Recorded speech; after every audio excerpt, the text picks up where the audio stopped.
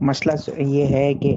ایسا کوئی کبھی کبھار کہ آپ جو بات آپ کہہ رہے ہیں چیپ دیکھیں، کہیں پر بھی آپ رہ کے کہیں اللہ کو دیکھیں فساد پسند نہیں ہے، اور کوئی بھی دین ہے، چاہے وہ ہندوازم ہو، چاہے وہ بدھزم ہو، چاہے کرسچینٹی ہو، چاہے وہ اسلام ہو، اس کی اگر آپ کور جا کے دیکھیں نا تو وہ اس نے یہی اس کی پریچنگ رہی کہ فساد نہیں کرو. اللہ فساد کو پسند نہیں کرتا ہے،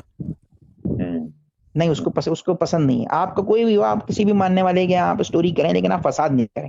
اب آپ دیکھیں ایسی بات کریں کہ آپ ہندوستان میں ہیں یا آپ پاکستان میں یا آپ انگلستان میں، آپ باتیں کریں قرآن میں ایسے ہے، اس کو ایسے نکال دو، ایسے کر دو، تو اب دیکھیں یہ فساد کی کیفیت پیدا ہو جائے گی.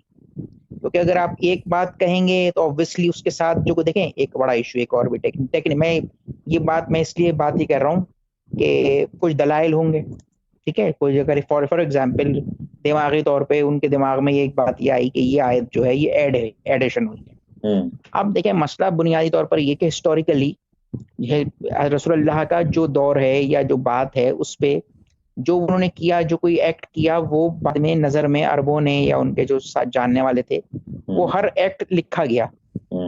حدیث کی صورت میں. اب اس پر ایک راوی مسرور بھائی ہیں، ایک راوی جو ہے جیم ہیں، ایک الف ہیں، ایک بے ہیں، کسی نے اس روایت کو کسی طرح لکھا، کسی نے اس روایت کو کسی طرح لکھا. اچھا اس پر ڈیٹیل ڈسکشن کیا، مطلب عربوں نے پورا ایک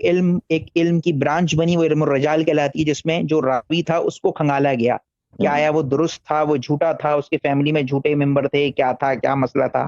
کیا کاروبار کرتا تھا، کیا وہ مطلب کیا گیا. اب اس کے جو اسکول آف تھاٹ ہیں انہوں نے بھی اس پہ پوری بحث کی کہ کیا درست ہے کیا نہیں. ایک بات اچھا جو آیت کہیں نازل ہوئی، فار ایگزامپل جو میں نے بات کی کہ فرض کریں کہ حضرت وہ یہ آیت قصہ والی جو آیت نازل ہوئی کہ رسول اللہ آئے اور وہ چادر منگوائی اور چادر اوڑی، تو وہ آیت نازل ہوئی انما یرید اللہ ان کو، تو وہ واقعہ لکھا گیا جو حدیث قصہ کے نام سے مشہور ہوا. اس آیت کے آنے کا واقعہ جو تھا وہ حدیث قصہ کے نام سے مشہور ہوا. اب میں یہ دیکھیں جی، اب اس کی روایت، وہ روایت بیان کرنے والے حضرت جابر بن عبداللہ انصاری بھی ہیں، بالکل وہی واقعہ، ٹھیک ہے، وہی واقعہ بیان کرنے والی جو ہیں وہ ام المومنین ام سلمہ بھی ہیں، وہی واقعہ بیان کرنے والی حضرت ام المومنین حضرت عائشہ بھی ہیں.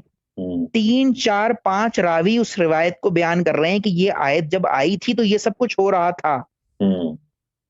ٹھیک ہے، تو اگر یہ 26 آیتیں ہیں یا 20 آیتیں ہیں اور اگر ان کا موقف یہ ہے کہ یہ آیتیں ایڈیشن ہوئی ہیں بعد میں،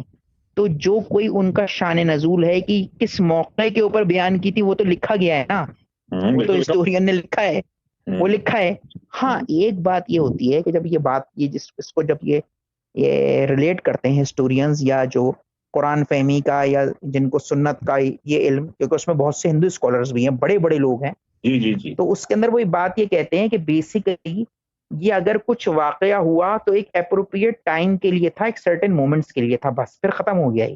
کیونکہ نہ نبی کریم کی ذات اب موجود ہے اور نہ وہ امپلیمنٹ ہو سکتا ہے، وہ ان کی طرف کے لیے ہی تھا، بس پھر ختم ہو گیا. اب ظاہر بات ہے